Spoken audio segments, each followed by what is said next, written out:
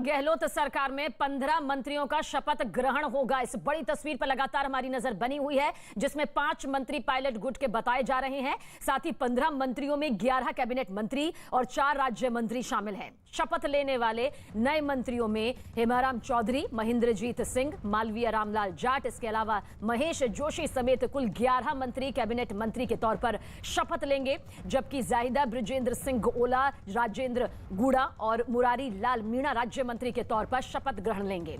इस बीच सचिन पायलट ने राजस्थान कांग्रेस में किसी भी तरह की गुटबाजी से साफ इनकार कर दिया। तो गहलोत कैबिनेट का चेहरा आज बदलने वाला है। कल जिस तरह से मंत्रियों का इस्तीफा सामने आया, उसके बाद उथल पुथल दिखाई देती रही और अब राजस्थान की सियासत में ये नई तस्वीर सामने आ रही है। मंत्रिमंडल का ये फेरबदल, आज 15 मंत्री शपथ ग्रहण करते हुए नजर आएंगे और जिन 2 खेमों की बार बार जिक्र किया जा रहा था, उसको लेकर फिलहाल पायलट ने साफ किया है कि ऐसा कुछ भी नहीं है गुटबाजी को लेकर। हमारे साथ है कांग्रेस नेता सचिन पायलट। पायलट साहब, जो इश्यूज आपने उठाए, क्या इस फेरबदल के बाद में वो एड्रेस हो गए? देखिए, लगातार फीडबैक का प्रोसेस चालू रहता है और पार्टी लीडरशिप को हम लोगों ने अपनी बात रखी थी। मुझे खुशी है कि उसका संज्ञान लेके जिस दिशा में हम लोग चल रहे हैं वो अच्छा एक संकेत है। जो जगह खाली थी मंत्रिपरिषद में, उनको भरा गया है, लोगों को प्रमोट किया गया है। दलित, आदिवासी, महिला, अल्पसंख्यक, नौजवान, किसान, इन सब लोगों को ज़्यादा महत्व मिला है।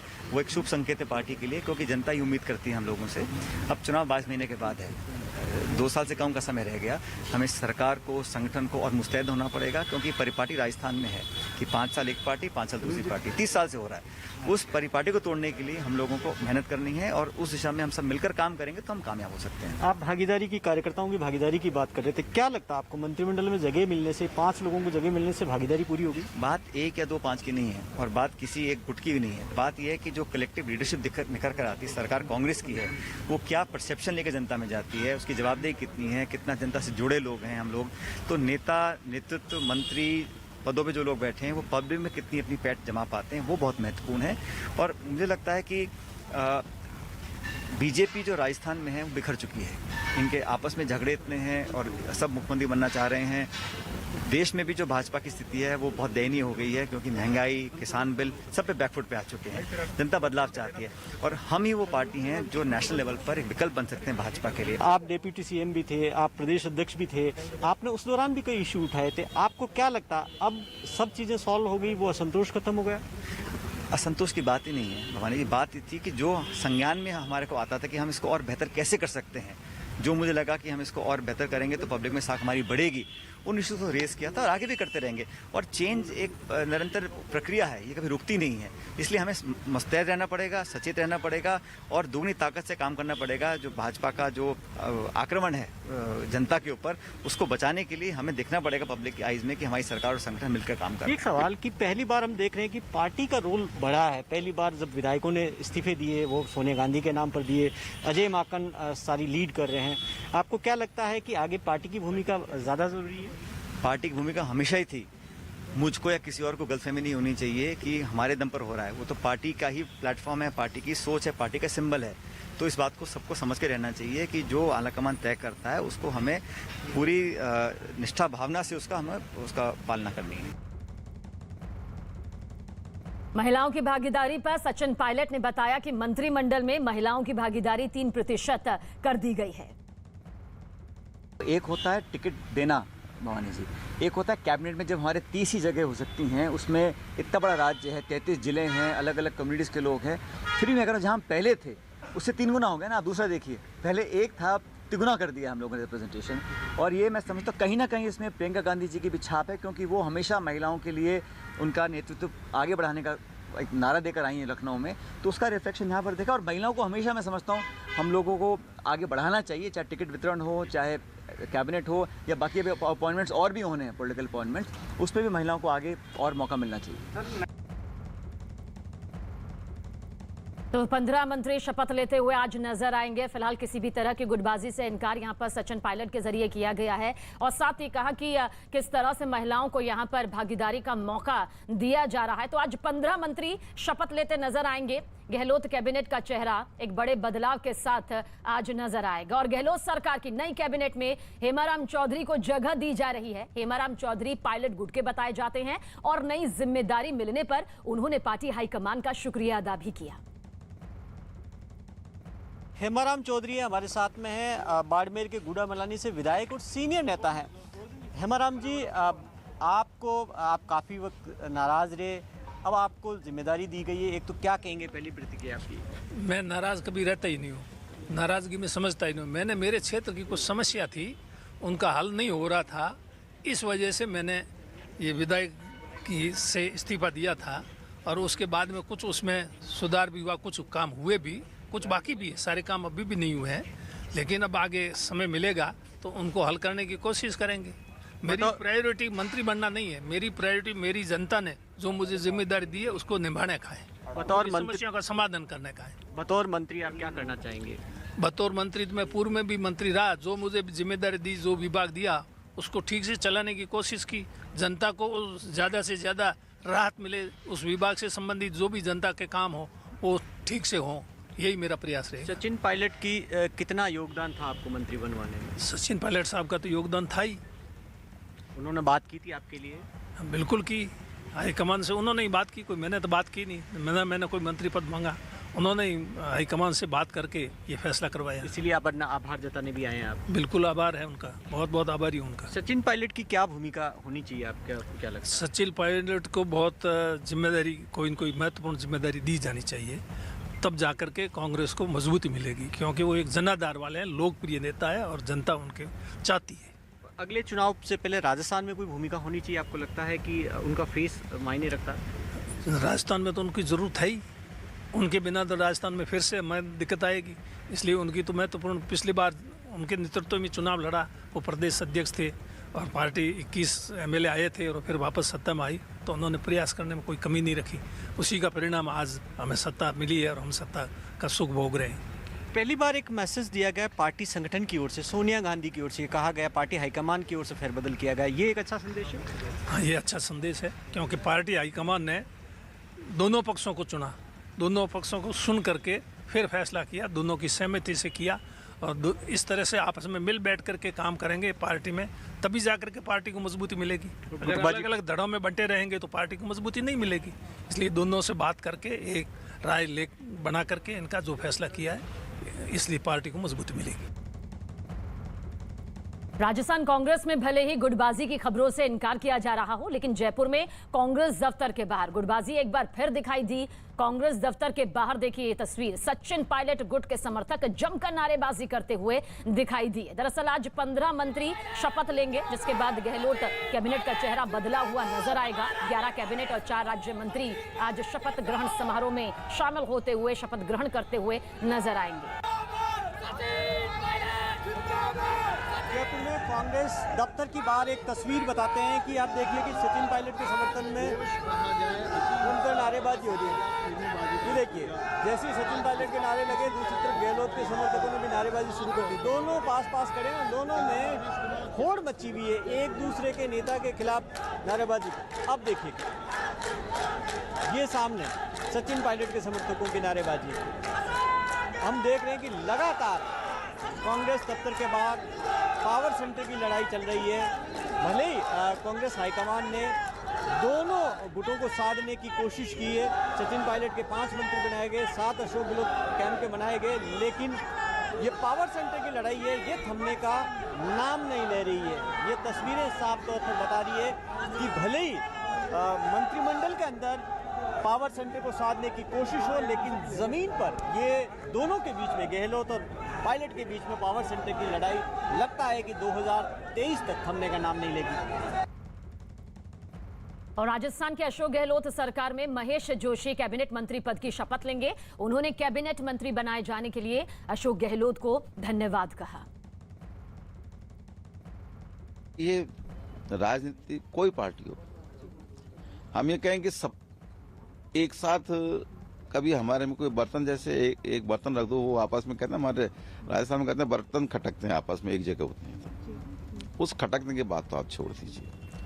अदरवाइज हर नेता ने, राजस्थान के कांग्रेस के नेता ने ये कहा है कि राजस्थान में सिर्फ और सिर्फ एक गुट है, सोनिया जी का, राहुल जी का गुट है, हाईकमान का गुट है। हम सब हाईकमान के निर्देशों की पालना करेंगे।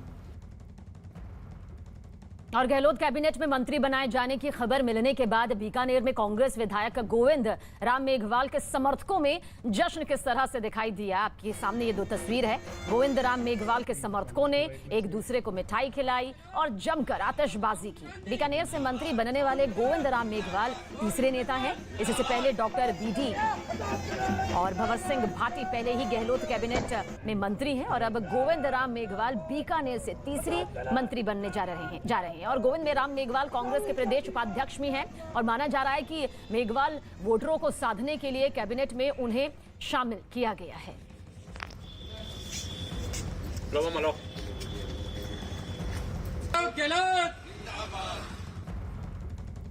अशोक गहलोत सरकार में राज्य मंत्री पद की शपथ लेने जा रहे मुरारी लाल मीणा जयपुर पहुंच चुके हैं। उन्होंने मंत्रिमंडल में शामिल करने के लिए गहलोत को धन्यवाद दिया।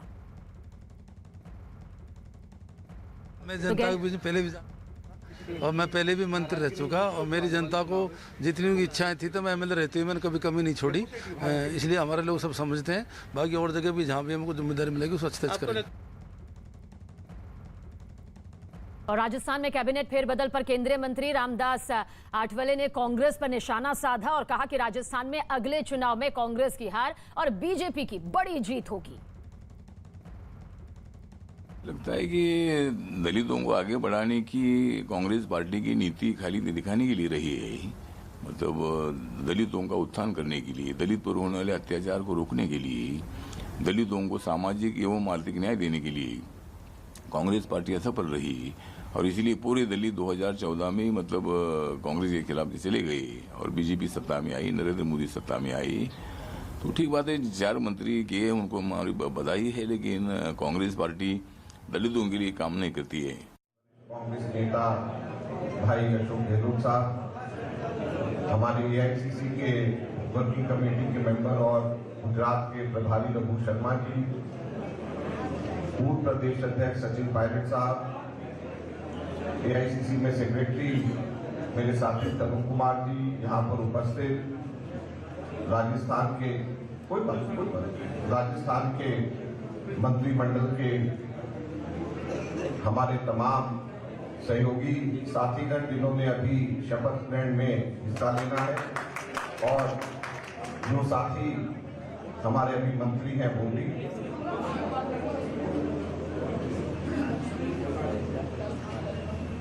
यहाँ पर उपस्थित विधायकगण, कांग्रेस के तमाम वरिष्ठ नेतागण, साथियों, भाई और बहनों,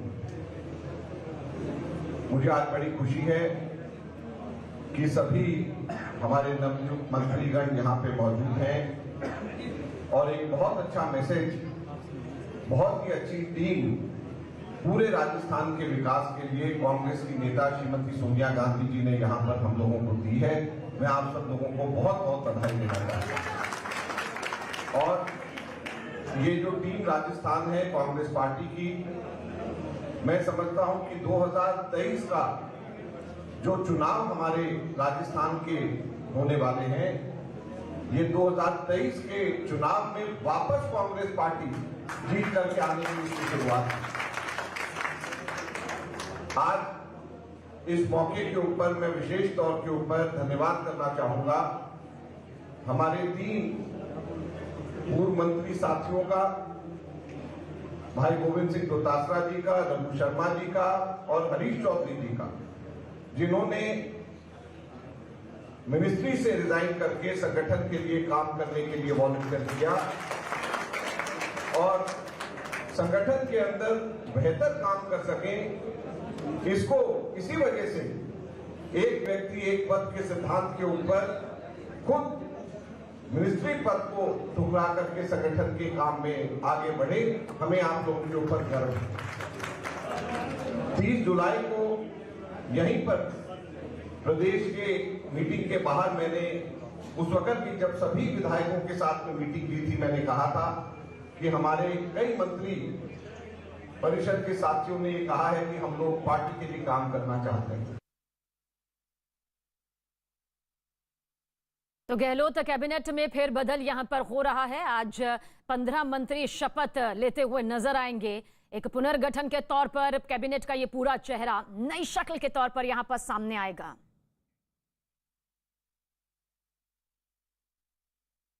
पाकिस्तान के प्रधानमंत्री इमरान खान को अपना बड़ा भाई कहकर नवजोत सिंह सिद्धू घिर गए। बीजेपी ही नहीं, कांग्रेस नेता भी अब सिद्धू पर निशाना साधते हुए नजर आ रहे हैं। कांग्रेस के वरिष्ठ नेता मनीष तिवारी ने नवजोत सिंह सिद्धू पर निशाना साधा। अब सिद्धू के बड़े भाई वाले बयान को राशिद अलवी ने दुर्भाग्यपूर्ण करार दिया। इससे पहले मनीष तिवारी ने इमरान खान को आईएसआई और पाकिस्तानी सेना की कठपुतली बताया था। मनीष के बयान से पूरी तरह सहमत हूं। हम अपने जिस्मों पे लगे हुए जख्मों को कैसे भुला सकते हैं, और ऐसे जख्म जिन पे हर रोज़ पाकिस्तान नमक छिड़कने का काम करता है, हम सोच भी कैसे सकते हैं कि वो हमारा भाई हो सकता है।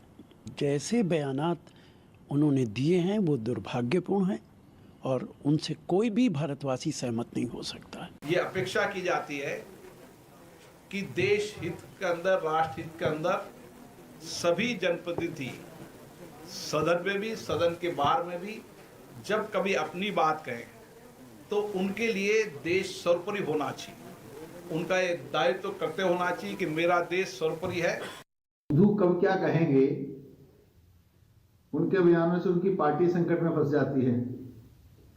पर मैं संत होने के नाते एक नेक सलाह दे सकता हूं, छोटे भाई को बड़े भाई के पास ही रहना चाहिए। तो अगर वो बड़ा भाई मानते हैं तो उनको पाकिस्तान चला जाना चाहिए। और नवजोत सिंह सिद्धू का पाकिस्तान प्रेम कोई पहली बार सामने नहीं आया। जब वो करतारपुर पहुंचे तो उन्होंने इमरान खान को अपना बड़ा भाई बताया। जबकि एक और तस्वीर इस वक्त आपके सामने है। ये तस्वीर उस वक्त की है जब वो इमरान खान के शपथ ग्रहण समारोह में पहुंचे थे, और तब भी खूब बवाल मचा था क्योंकि उन्होंने बाजवा को गले लगा लिया था, जिसके बाद कांग्रेस चौतरफा घिर गई थी। बीजेपी नेता गौतम गंभीर ने भी नवजोत सिंह सिद्धू पर हमला बोला। कहा, हमने अपने जवानों को खोया है और परिवारों ने अपने बच्चों को खोया है। राजनीति अपनी जगह है लेकिन देश सबसे पहले आता है। हमने अपने जवानों को खोया है, हमने अपने बच्चों को खोया है। जिन परिवार ने, अगर आपके बच्चे आर्मी में होते क्या तब भी यही जवाब देते, या तब भी यही बोलते करतारपुर साहब जाके कि इमरान खान मेरे बड़े भाई हैं। एसी कमरों में बैठना या करतारपुर साहब जाके बोलना, ये बयान देने बहुत आसान है। उनसे पूछे ना जिन्होंने अपने बच्चों को खोया बॉर्डर पे, उनसे उनकी जिम्मेदारी किसकी? हमारी, हमने अपने ही बच्चे खोए, हमारी जिम्मेदारी है उनकी। तो कम से कम कुछ तो शर्म रखिए। ठीक है, पॉलिटिक्स अपनी जगह है, लेकिन देश सबसे पहले आता है किसी भी पॉलिटिक्स से। पंजाब कांग्रेस के अध्यक्ष नवजोत सिंह सिद्धू ने इमरान खान को जिस तरह से बड़ा भाई कहा और पाकिस्तान पर बयान दिया, कांग्रेस नेता राशिद अलवी का इस पर क्या कुछ कहना रहा, आइए आपको सुनवाते हैं।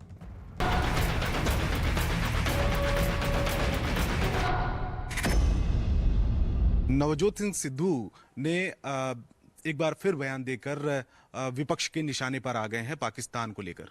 देखिए, सवाल विपक्ष का नहीं है। इमरान खान ना हमारा भाई है ना हमारा दोस्त है, और जो लोग दोस्त और दुश्मन में तमीज़ नहीं कर सकते उनके भविष्य के पे हमेशा सवाल या निशान लगा रहता है।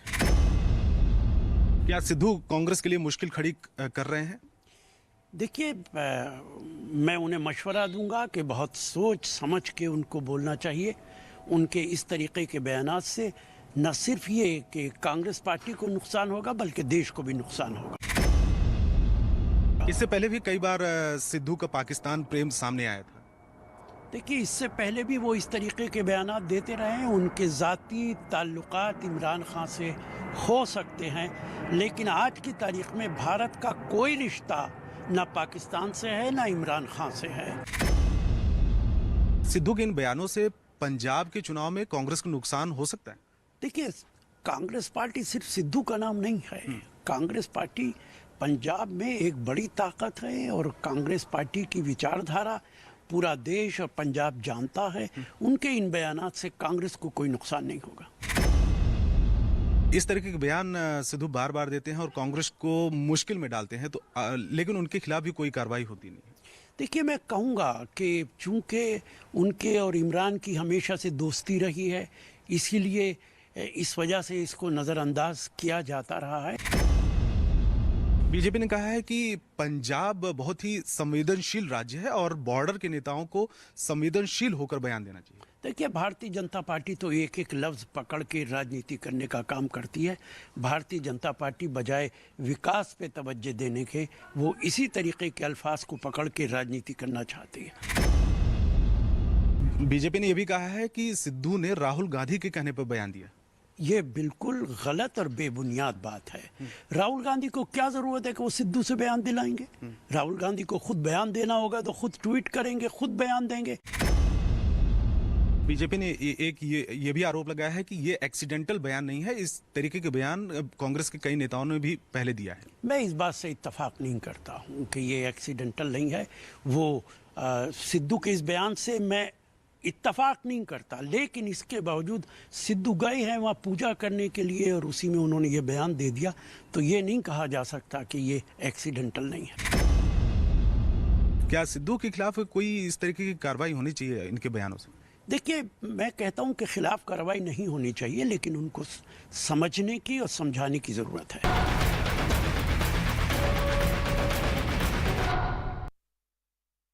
तो गहलोत कैबिनेट का चेहरा बदलने वाला है या फिर यूं कहिए कि पुनर्गठन हो रहा है, जिसको लेकर अशोक गहलोत इस वक्त क्या कुछ कह रहे हैं, सीधा रुख।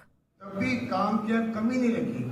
34 दिन हमारे साथ रहे वो लोग, चाहे वो इंडिपेंडेंट थे, चाहे बीएसपी के आए हुए लोग थे या हमारे कांग्रेस लोग थे, उनको कैसे जिंदगी में भूल सकते हैं हम? जिस बात का एहसास हो रहा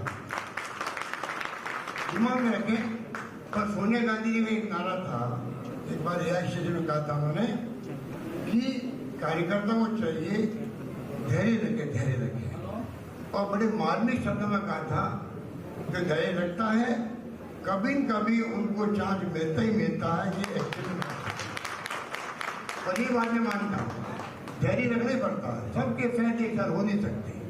ये जो मंत्रिमंडल बना होगा, ये अजय माकन जी जानते हैं, प्रियंका जी जानती है, वेणुगोपाल जी जानते हैं, या फिर सोनिया जी या राहुल जी जानते होंगे कि किस रूप में राजनीतिक चिंता करते हुए भविष्य की और कितनी एक्सरसाइज की होगी, किस रूप में की होगी। महिलाएं भी आए, एससी भी आए, एसटी का भी भागीदारी हो, माइनॉरिटी की भागीदारी भी हो, किसानों की भागीदारी भी हो, सब तरह से निचोड़ कर करके जो फैसला हुआ है वो हम लोगों को उसका स्वागत करना चाहिए। सब मिलकर हम लोग चलेंगे। बाकी जो बच गए हैं उनको हम कहेंगे एडजस्ट भी करवाएंगे। सब मिलके ऐसा माहौल बनाएंगे कि पब्लिक को मालूम पड़ जाए कि इस बार कांग्रेस जो है संकल्प किए हुए हैं कि बार बार जो बदलाव आता है सरकारों में, इस बार वहाँ पर रिपीट करके दिखाएंगे कांग्रेस ये हमारी भावना होनी चाहिए। मैं उम्मीद करता हूँ कि गोविंद जी के नेतृत्व में पूरे कांग्रेस जन जो है राजस्थान के, वो सब एकजुट रहेंगे। इनके इशारे पर चाहे वो आह्वान करें मीटिंग का, कन्वेंशन का, अधिवेशन का, शिविर का, तो सबको भागीदार बनना है, चाहे एमएलए हो या मंत्री हो। ये ऐसी मीटिंग जो अभी तो आज तो ट्रैक लिख रहे हैं, ट्रैक निकाल रहे हैं, स्वागत कर रहे हैं, वरना कांग्रेस अधिवेशनों में मंत्री और मुख्यमंत्री हो, वो पूरे अधिवेशन में जाओ वो जगह मंत्री बैठ जाते हैं। ऐसा नहीं वो आगे बैठेगा मंत्री, कोई प्रोटोकॉल में सब बराबर है हमारे कांग्रेस के अंदर, राज्य में ऊपर तो बराबर है। इस रूप में भावना रखती है कांग्रेस की। मैं उम्मीद करता हूँ कि मेरी भावना आप समझ रहे हैं, उसी रूप में हम चलेंगे। यही बात करता हुआ मैं पुनः बधाई देता हूँ तमाम हमारे साथियों जिनको एक मौका मिला वहाँ पर काम करने का।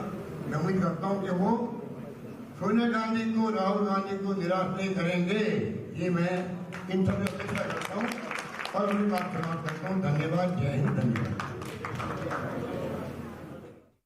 तो आज 15 मंत्री शपथ लेते हुए नजर आएंगे। गहलोत कैबिनेट का ये वो पुनर्गठन है जिसके लिए पिछले काफी वक्त से तनातनी चल रही थी, काफी वक्त से महामंथन जारी था।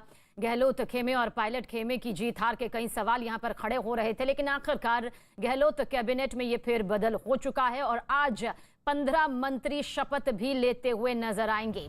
बड़े चेहरों को लेकर जो बदलाव यहां पर सामने आया है उस पर भी लगातार अपडेट आप तक पहुंचा रहे हैं। लेकिन जयपुर से कांग्रेस दफ्तर की ये सीधी तस्वीरें इस वक्त आप देख रहे हैं।